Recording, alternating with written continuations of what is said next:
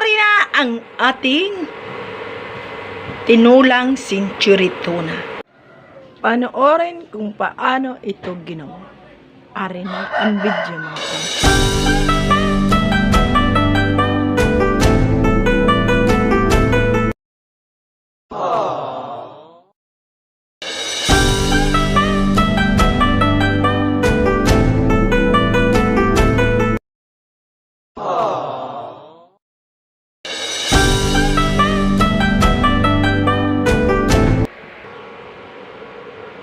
Ayan, nilagay ko na ang tuna.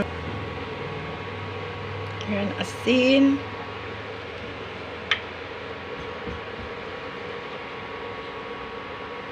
Pulay-pulay, mga nilagyan ng ano. Mga tawag niyan.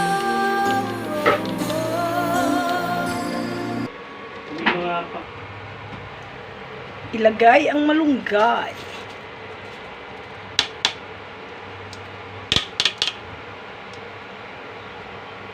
Ating tikman.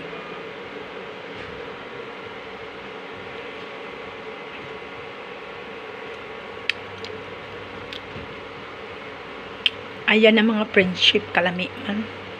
Parang totoong tuna. Kasi tinanggal ko yung, diba, hinugasan ko. 3 bisis ko hinugasan, tapos sinala ko. Ayan na. Parang tunay na tuna pa din. So, ayan na mga friendship. Luto na ang ating sinabawang century tuna or nilagang century tuna.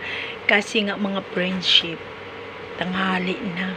Wala pa kaming pamalingki. Eh kapag magluto, are, namalingki ang aking anak. Adigay katagal na. O anong oras na mag-aalauna na ay gutom na. So, aray na muna ang pansamantalang ating ulam. Sinabawang century tuna. Na akala mo, gay, totoong tinulang tuna. Gayaan sa Bisaya mga friendship. Pag may sabaw, lahat yun ay tinula. So, until her mga friendship, bye-bye sa bagong tips. Ulit na ang century tuna pala ay pwede rin gawa ng paraan magiging tinula.